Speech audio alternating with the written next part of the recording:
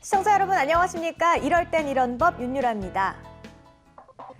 20년 이상을 함께 산 부부가 이혼하는 것을 일컬어 황혼이혼이라고 하는데요. 최근 이와 관련한 뉴스 기사는 심심치 않게 볼 수 있습니다. 통계청과 여성가족부가 발표한 2017 통계로 보는 여성의 삶의 통계 자료에 따르면 1990년대에는 20년 이상을 산 부부의 이혼율은 5.2%밖에 되지 않았습니다. 하지만 2016년에는 30.4%로 껑충 뛰어올랐는데요. 이 말은 세 쌍 중에 한 쌍이 황혼이혼을 한다는 뜻입니다. 황혼이혼, 그냥 서로 맞지 않는다고 헤어지면 끝인 걸까요? 오늘은 황혼이혼과 관련한 법률 이야기 자세히 나눠보겠습니다. 자, 오늘도요, 이럴 땐 이런 법의 법률 멘토 두 분 자리하셨습니다. 아직은 미혼인 법률 변호사, 김성수 변호사, 그리고 또 첫사랑과 결혼을 했다고 지속적으로 주장을 하고 있는 이 박지훈 변호사 자리하셨습니다. 어서 오십시오. 안녕하세요. 네, 반갑습니다. 자, 오늘은요, 저희가 이 법률과 관련한 궁금증도 물론 해결을 하지만 이 현대 사회를 살아가는 우리들의 마음이 어떤지 좀 한번 좀 들여다보고 이야기하고 마음을 같이 좀 헤아려 본다고 할까요? 그런 시간 함께 좀 가져봤으면 좋겠는데요. 자, 일단 두 분이 한 분은 기혼자, 한 분은 미혼자시잖아요. 네, 두 분의 어떤 결혼관 이런 게 좀 다르지 않을까라는 생각이 드는데 어떻습니까? 정말 첫사랑하고 결혼했고요. 13년 정도 이제 13년 결혼을 이제 결혼 생활을 하고 있는데 예. 그래서 저는 좀 무덤덤해서 그런지 몰라도 네. 결혼 전하고 결혼 후가 좀 달라진 것 같아요. 오, 어떡해요? 더 좋아진 것 같아요. 혼자 살다가 들을까요? 어떨까요? 둘이 살고 이 가정을 이룬 거잖아요. 네. 아이들하고. 그래서 저는 결혼은 꼭 필요하다. 어. 해야 된다라는 생각하는 사람 중에 하나입니다. 다시 태어나도 지금의 아내분과 결혼을 하겠다. 다시 태어나기는 싫어요. 그렇지만 이제 예. 다시 뭐 태어날 이유는 없는 거고. 네네. 하여튼 뭐 후회하지 않고요. 네. 결혼은 꼭 해야 된다 이 생각을 합니다. 꼭 해야 된다. 자, 좋습니다. 지금 김성수 변호사는 지금 예. 결혼 정년기시잖아요. 예, 그렇죠. 결혼하고 싶으세요? 말을 좀 조심해야 될 것 같은데. 예, 저는 예전에는 꼭 뭐 다들 하니까 결혼을 해야 된다 이런 식으로 생각을 하다가 예. 최근에 이제 생각이 많이 바뀐 게 이게 사회적인 분위기가 뭐 욜로라고 해서 뭐 한 번 사는 인생인데 즐겁게 살아라 뭐 이런 얘기도 있지 않습니까? 네.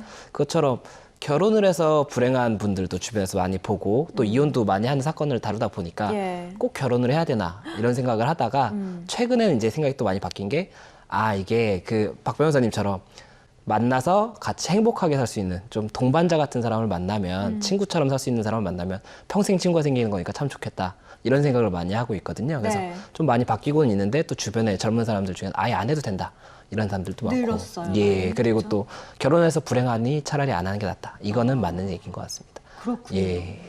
최근에 사실 이혼율이 높다는 사실은 뭐 제가 말씀드리지 않아도 다들 아실 텐데요. 이야기에 앞서서 저희가 결혼과 그리고 이혼에 대한 견해, 이 통계를 한번 같이 살펴보고 이야기 나눠볼게요. 2016년에 결혼을 해야 한다고 생각하는 13세 이상 여성의 비율이 47.5%로 2010년 59.1%에서 계속 감소하고 있는 추세고요. 그리고 이혼을 해서는 안 된다라고 생각하는 사람들이 52.2%에서 34.2%로 줄었습니다. 그럼 말인즉슨 이제 결혼은 안 해도 되는데 예. 이혼은 해도 된다, 괜찮다 이렇게 생각하는 거죠. 그러니까 몇 년 만에 많이 좀 바뀐 것 같은데 네. 결혼에 대한 좀 생각이 좀 바뀐 것 같아요. 우리나라의 어떤 유교적인 어떤 그런 분위기가 있었기 때문에 네. 결혼은 해야 되고 이혼 안 해야 된다는 분위기가 됐었는데 사회적 가치가 많이 바뀌고 있고 네. 특히 아마 중요한 부분은 여성의 사회적 지위가 많이 올라가니까 굳이 남성하고 가족을 이뤄서 그럴 필요 없다라고 생각을 한 것 같습니다. 그래서 무혼이라 그래요. 결혼하지 않겠다는 그런 사람도 무혼도 늘고 있고 네. 또 결혼을 했다 하더라도 여성의 지위 또 경제력이 있기 때문에 쉽게 이혼이 가능한 그런 상황이 아닌가 이렇게 보입니다. 네, 그렇군요. 김 변호사님 뭐 덧붙일 말씀 있으신가요? 제가 생각하기에도 근데 직업 여성이 많이 생김으로써 이제 네. 경제적인 부분이 많이 이제 됐고 그리고 예전에는 뭐 저희 어머니 세대만 해도 뭐 아버지랑 싸우셔도 우리 애들 아빠 없는 자식 되면 안 되지 그리고 뭐 일단 애들을 먹여 살릴 수가 없다 이런 생각을 많이 하셨는데 네. 이런 부분이 뭐 이제 아빠 없는 자식, 엄마 없는 자식 뭐 이런 개념이랑 좀 많이 바뀐 것 같고 예. 워낙 이혼이 또 많아지다 보니까 그리고 또 경제적인 부분도 많이 해결이 돼서 그런 게 아닌가 싶습니다. 그 황혼이율 그 통계를 보니까 무려 30%가 넘는 부부들이 황혼이혼을 한다라는 통계가 나왔어요. 근데 재밌는 게요. 이 이혼을 요구하는 쪽이 대부분이 아내 쪽이라고 들었습니다. 그렇죠. 이 항혼이혼은 법적인 용어는 아니고요. 예. 일반적으로 혼인을 하고 20년 이후에 이혼하는 것을 항혼이혼이라고 이제 표현하는데 항혼이혼으로 갔을 때는 진짜 많은 수가 여성이 이혼을 청구하는 경우가 상당히 많습니다. 그 이유인데 왜 그러냐면 일단은 그 남성의 어떤 그 가부장적인 것들을 참다가 20년 후 특히 남성이 퇴직했을 무렵이면 남성의 어떤 힘이 좀 떨어집니다. 그러니까 돈도 벌이도 마찬가지고 그쵸. 여성의 어떤 지위가 좀 더 올라가기 때문에 특히 최근엔 수능 이혼이라는 표현도 씁니다.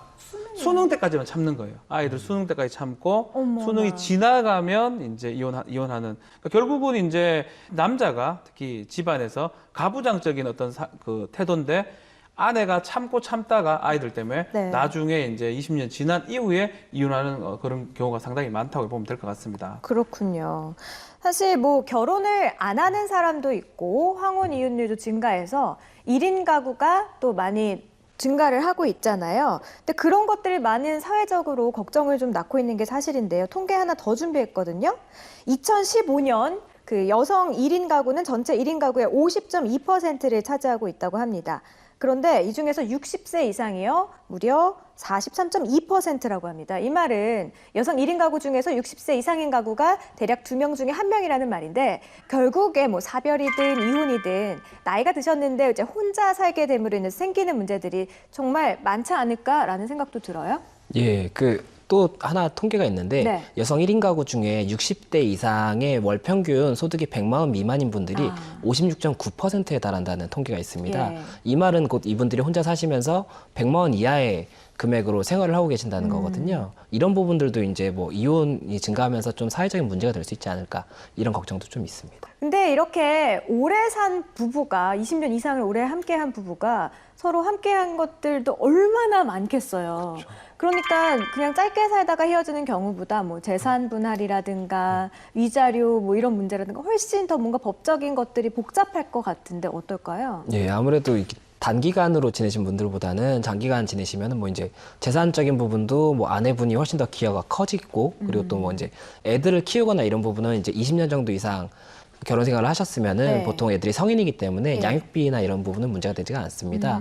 그렇기 때문에 결국에 제일 이슈가 되는 거는 위자료랑 재산 분할인데 그 중에서도 뭐 위자료는 유책 사유자, 뭐 이혼 뭐 하는 분이 자기가 뭐 아내를 때리셨다든지 아니면은 뭐 바람을 피셨다든지 이런 네. 경우는 위자료가 많이 인정이 될 것이고 네. 그 외에 이제 재산 분할 이분이 얼마나 뭐 살면서 이거를 유지하는데 기여했느냐 이 부분인데 이게 조금 아무래도 더 복잡해질 수밖에 없겠죠. 사실관계 자체가. 그렇군요. 예. 어쨌든 이제 아이들은 다 컸으니까 예, 그 뭔가 부분은 양육권이나 이런 거에 관한 문제는 줄어드는 반면에 재산 분할 이쪽은 조금 더 복잡해질 수 예, 있겠군요. 그렇겠죠. 그렇군요. 그리고 또 이제 문제가 이혼을 하게 됐을 때, 특히 황혼이혼을 하게 됐을 때 중요한 게 연금 문제도 있지 않을까 그렇죠. 싶어요. 남성 같은 경우는 사회생활 계속했기 때문에 당연히 연금을 받는데 이혼을 하게 되면 아내분은 그거 혜택 못 받는 거 아닌가요?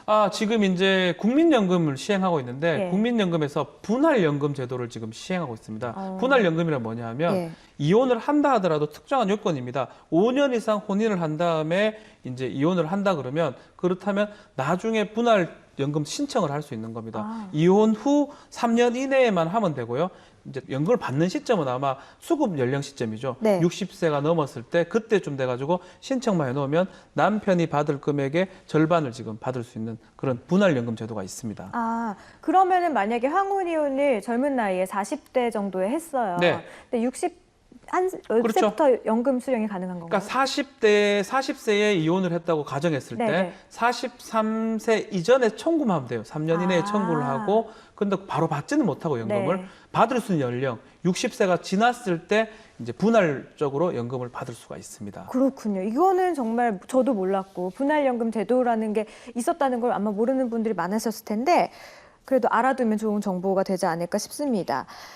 자, 오늘 사실 말씀드리기가 좀 애매한데요. 알아두면 좋은 정보라고 제가 얘기를 이게 뭐 이혼을 하라는 건가라고 생각하실 수도 있는데 그건 아니고요. 만약에 주변이라도 이렇게 있으신다면 알려주셔도 좋을 것 같습니다.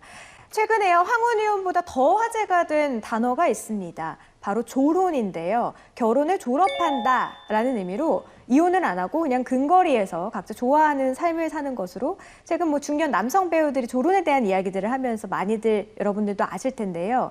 오히려 나이가 들면서 그냥 친구같이 지내니까 다툼도 덜하고 뭐 그리고 또 반대 의견도 물론 있습니다. 찬반 논란이 좀 많다고 들었는데 두 분은 조론에 대해서 어떻게 생각하세요? 찬성하세요? 아니면 반대하세요? 저는 개인적으로 조론은 좀 찬성하는 편입니다. 자유로운 영혼이시네요? 그런 건 아닌데 이제 이혼보다는 조금 더 낫다는 생각인 게 네. 이혼을 하면은 이제 남이 되는 건데 뭐 조론이라는 거는 가족 관계는 유지를 하면서 이제 친구처럼 살자 이런 거고 이제 매일매일 보는 건 아니어도 뭐 친구처럼 가족이니까 멀리서도 잘 사나 이렇게 생각하고 이런 건데 이게 생각해 보면 뭐 남매라든지 저는 이제 남매인데 네.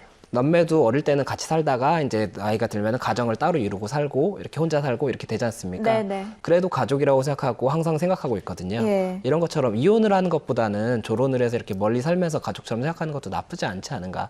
그리고 또 이제 본인의 삶이 더 중요한 건데 굳이 이 결혼을 했다라는 것 때문에 이혼을 안 하는 이상 난 이 사람이랑 떨어져서 살 수가 없다. 친구처럼 살고 싶은데 이런 게 안 되는 것보다는 차라리 조론이라는 제도가 조금 더 이렇게 뭐 사회적으로 받아들여진다면 나쁘지 않지 않을까라는 게 제 생각입니다. 그렇군요. 아직 이제 결혼을 안 하신 우리 김성수 변호사님이셨고 네, 다르실 것 같아요, 의견이. 저는 좀 반대하는 편인데요. 네. 실제로 제가 조론 관련된 또 계약서도 몇 번 작성해 준 적이 있어요. 그래서 조론을 이제 하는데 현행법하고 좀 맞지 않기 때문에 지금 말하는 조론은 좀 저는 지금의 우리 시스템하고 안 맞기 때문에 네. 반대하는데 SNS 제가 좀 보니까 오랫동안 이제 그 의무감이 계속 유지해 오다가 해방할 수도 있다라는 그런 얘기도 있고 조론을 해방. 통해서 네. 또 그리고 이 모든 나쁜 감정들이 쌓여 있는데 이렇게 좀 떨어져 삶으로써 그런 나쁜 감정들을 또 없앨 수 있고 뭐 자식들은 있는 거니까요. 네. 그렇게 주장하기도 하지만 또 한편으로는 이게 뭐 말만 그렇지 불륜이 아닌가. 그리고 이게 저도 그 표현하는 생각이 사람도 들었어요. 많습니다. 네. 그리고 뭐 정조 의무를 어기기 위해서 버리기 위해서 그러니까 꼼수가 아닌가 이렇게 얘기하는 사람도 많습니다. 그렇죠. 네. 그러면은 뭐 조론은 법적으로는 문제가 없나? 이건 상당히 많죠. 많죠. 예, 지금 이제 조론에 대한 개념 자체가 정확하지는 않습니다. 네. 일본에서 들어와서 일본의 어떤 작가가 뭐 수필에 썼던 내용을 이제 하고 있는데 상당히 백일섭 씨라든지 네. 신성일 씨는 70 몇 년도부터 조론을 하셨다고 말씀을 네. 하시더라고요. 네. 그래서 조론이라는 게 우리 부부의 의무는 동거 의무, 부양 의무, 정조 의무가 있습니다. 민법상에. 네. 같이 살아야 되고요. 그리고 같이 굶어 죽지 않게 돈을 벌어다 줘야 되고 같이 살아야 되고 특히 가장 중요한 거는 정조 의무를 꼭 지켜야 됩니다. 근데 지금 중요한 거는 조론을 한다면 개념은 조금 다르지만 확실히 동거 의무하고 정조 의무는 확실한 건 동거 의무는 없는 거 따로 사는 거니까요. 네. 그리고 정조 의무까지 또 포기할 가능성도 있다고 보면 그렇죠. 우리 민법상의 어떤 그 부부의 의무에 대해서 아주 저버리는 게 되기 때문에 법상으로 맞지 않다. 다만 이제 조론의 어떤 방식에 대해서 약간 차이가 있다면 가능할 것 같아요. 약간 떨어져 살고 잠시 떨어져 살다도 같이 살고 네. 뭐 서로 바람 피우지 않고 네. 뭐 이런 게 된다 그러면 가능한데 과연 그렇다면 조론하겠나 싶은 생각도 들고 의미가 없잖아요. 그래서 저는 조론 자체는 우리 지금 민법하고는 맞지 않다 생각이 듭니다. 그렇군요. 네. 잠깐 의견 좀 수정해도 네. 돼요? 정조무가 지켜진다는 전자에 저도 조론 찬성입니다. 그 외에는 저도 또 좀 이렇게 또 의견을 그렇죠. 조심해야 첨가하시고. 근데 이 민법상 정조의무 상당히 폭이 넓습니다. 아. 그러니까 우리 옛날에 형법에 간통죄가 있을 때는 정조의무는 성관계를 얘기했었는데 네. 민법상 정조의무 상당히 폭이 넓어가지고 예를 들어서 야밤에 이 남성이 부인이 아닌 다른 여성하고 통화를 한다. 네. 아니 뭐 클럽 같은 데 자주 왔다 갔다 한다. 네. 이런 것들도 정조의무 위반으로 볼 수가 있거든요. 그렇다면 결국은 따로 떨어져 살아가지고 정말 전화도 안 하고 가만히 있으면 모르겠지만 글쎄요 좀 이 눈을 의식하거든요. 그쵸. 같이 살면 혹시 뭐 이 직장에서 아니면 어떤 여성이 전화 온다 하더라도 받지 못하는 게 정상이잖아요. 네. 새벽에 전화가 네, 온다면. 네. 근데 따로 떨어져 산다 그러면 자유롭죠. 편안하게 받으면서 끊지 마라 하면서 그럴 수 있기 때문에 글쎄요 저는 그런 의미에서도 정조의무 위반될 가능성이 크지 않을까 그것도 생각도 듭니다. 그럴 수가 있어요. 네. 박준 변호사님 아내분께서 이 방송 많이 보시나 봐요. 보고 있어서 지금 이런 말도 그런 것 같아요. 네, 예, 보고 있습니다. 보고 있지만 뭐 지켜야 될 건 네. 지켜야 돼. 아니 저도 박주현 변호사 의견에 정말 100% 동의해요. 저희 남편도 보고 있거든요. 저만 잃을 거 없는 저만. 네, 조론에도 이제 법적인 문제가 있다라는 거 참고를 해주시고요. 황혼이혼과 관련된 기사를 하나 봤습니다. 첫 문장이 이렇습니다. 35년을 남편과 등 돌리고 살았는데 나이 들었다고 관계가 달라질까요? 젊어서는 아이들 때문에 제 자신을 포기하고 지냈지만 남은 인생은 비록 가난할지라도 마음 편한 생활을 하고 싶습니다. 이게 첫 문장이었어요. 만약에 이혼을 하고 싶지 않고 같이 생활하면서 이렇게 마음 편안한 생활을 할 수 있는 어떤 법적으로 우리가 보호받을 수 있는 이런 방법은 없을까? 저는 이런 생각이 들었는데요. 어떨까요? 쉽지 않은 것 같아요. 네. 법이라는 게 이렇게 모든 것을 할 수는 없는 거거든요. 그래서 뭐 미국처럼 위자료라든지 이런 것들을 너무 과다하게 한다 하더라도 미국은 더 뭐 또 이혼을 많이 하고 있기도 네. 하고 우리나라도 따라가긴 있지만은 그래도 이혼을 막을 수 있는 방법은 과연 법으로 있을까 생각이 듭니다. 다만 이제 잘 살면 상을 좀 주면 좋지 않을까. 포상제도. 왜 한 30년간 잘 살았다 이러면 예를 들면 어떤 상? 뭐 돈이죠. 돈으로 뭐 연금에서 더 플러스를 해준다든지 네. 자주 이혼하는 사람들은 좀 거기서 차감을 한다든지 아주 말도 안 되는 상상입니다. 근데 어느 네. 정도 저는 괜찮은 것 같아요. 네, 40년 살았으면 네. 연금을 좀 더 준다든지 네, 네. 억지로라도 억지로 살면 안 되나요? 그러니까 법이 이제 어떤 이 가족이라든지 이혼이나 이 사람의 삶을 관여하기는 쉽지가 않거든요. 네. 근데 이제 이 글을 또 한다는 것도 그렇고 그냥 저는 발칙한 상상인데 그 상금을 좀 준다면 오히려 좋지 않을까. 그 상금을 보면서라도 더 잘 살고 이런 거죠. 뭐 살았으니까 상금 받으니까 우리가 그래도 잘 살았구나. 잘했구나. 뭐 이런 거 칭찬 받을 수도. 받았구나. 네.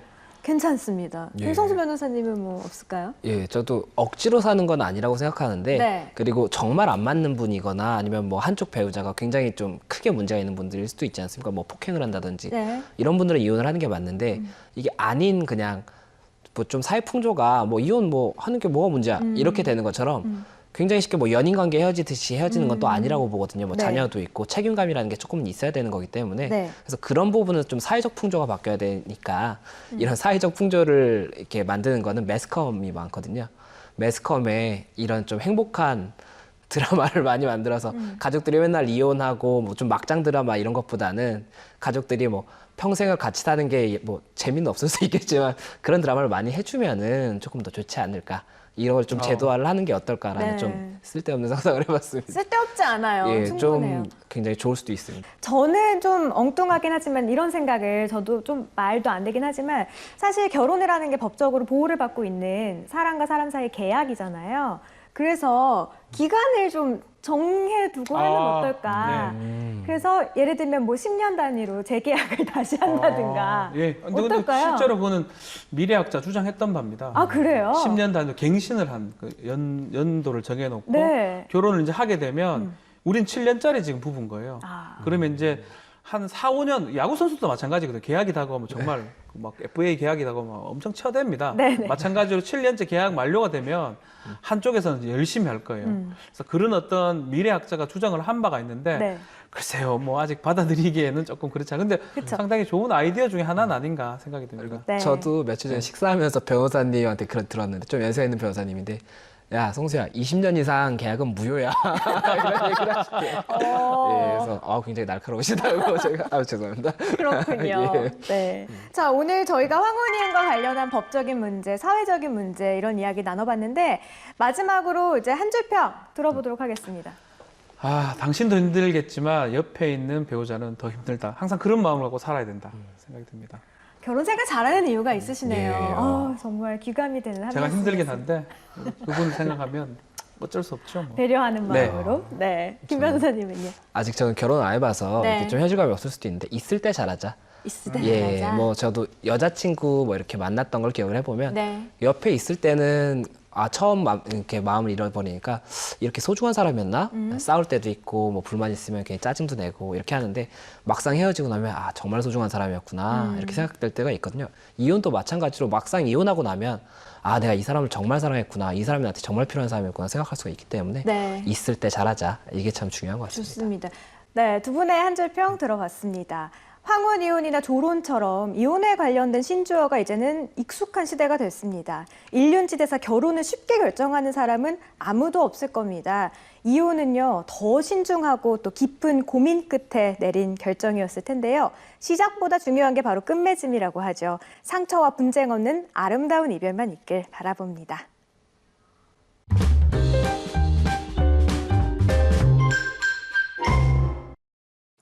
이혼을 생각했다면 배우자의 장점 100가지만 적어봐라 라는 말이 있습니다.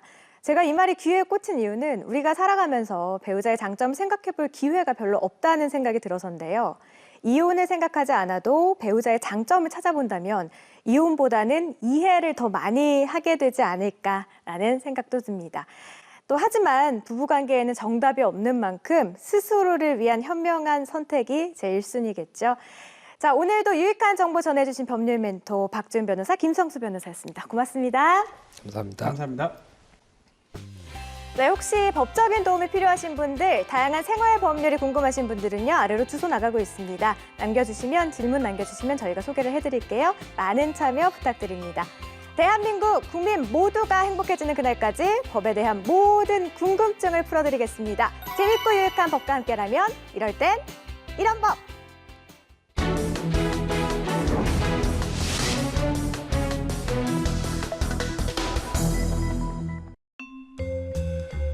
이 동네에서 가장 인기 있는 에누리마트. 에누리마트는 고객이 물품을 구매할 때 멤버십 카드인 에누리 카드를 제시하면 구매 금액의 일정률을 포인트로 적립해주는 서비스를 제공하고 있습니다. 총 5만 원 나왔습니다. 네, 이걸로 결제해주세요. 혹시 에누리 카드 있으세요? 에누리 카드요? 네, 저희 마트 멤버십 제도인데요. 에누리 카드로 결제하면 구매 금액의 3%를 적립해드리고 그 포인트는 언제나 현금처럼 사용 가능하세요. 우와, 좋네요. 저 가입해주세요. 네, 적립되셨습니다. 고객이 회원이라고 이야기하지 않아도 항상 먼저 회원인지 아닌지 확인한 다음 적은 금액을 구매해도 잊지 않고 꼬박꼬박 적립을 해주다 보니 대형마트가 근처에 있어도 이곳을 찾는 손님이 더 많은데요. 저 오늘 포인트 쓸게요. 네, 잠시만요. 진짜 많이 모으셨네요. 18,000원 사용 가능하세요. 다 써드릴까요? 네, 다 써주세요. 그동안 한 번도 빠짐없이 진짜 열심히 적립했거든요. 감사합니다. 자주 오세요. 그러던 어느 날 에누리 카드 측은 국세청에 부가세를 신고 납부하면서 적립받은 포인트로 결제한 금액에 대해서도 부가가치세가 적용됐다는 사실을 알게 됩니다. 포인트로 결제한 것은 부가가치세를 적용하면 안 되는 거 아닌가요? 그건 할인하는 대신 포인트로 모아서 현금처럼 사용하게 해주는 건데 할인해준 에누리 금액에 대해서 또다시 부가가치세를 내야 되는 게 말이 안 되잖아요. 환급해주세요. 에누리 카드사는 국세청의 말처럼 본인들이 적립해준 에누리 포인트에 대해 부가가치세를 내야 하는 것일까요? 1번, 에누리 포인트는 앞선 거래로 적립된 포인트로 에누리에게 해당되기 때문에 과세 대상이 아니다. 2번, 적립 당시 포인트는 판매 장려금 성격으로 부가가치세 과세 대상에 해당한다. 정답은 1번. 에누리 포인트는 앞선 거래에서 적립된 포인트로 에누리에게 해당되기 때문에 과세 대상에 해당되지 않는다입니다. 부가가치세의 과세 표준은 해당 과세 기간에 공급한 재화 또는 용역의 공급 가액을 합한 금액으로 합니다. 그런데 부가가치세법 제29조 제5항 제1호에서는 통상의 대가에서 일정액을 직접 깎아주는 금액, 이른바 에누리액은 공급 가액에 포함되지 않는다고 규정하는 한편 사업자가 재화 또는 용역을 공급받는 자에게 지급하는 장려금이나 이와 유사한 금액에 대해서는 과세 표준에서 공제하지 않습니다. 이 사례의 적립 포인트가 에누리액인지 아니면 장려금인지 여부에 따라서 부가가치세 신고 대상인지가 결정됩니다.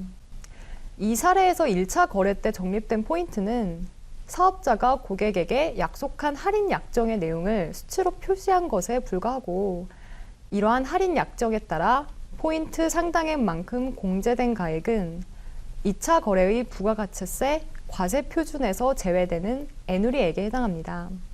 따라서 1차 거래에서 적립된 포인트만큼 2차 거래에서 그 금액을 할인해서 팔게 되면 그 할인된 금액만큼은 애누리액에 포함되기 때문에 부가가치세를 납부하지 않아도 됩니다.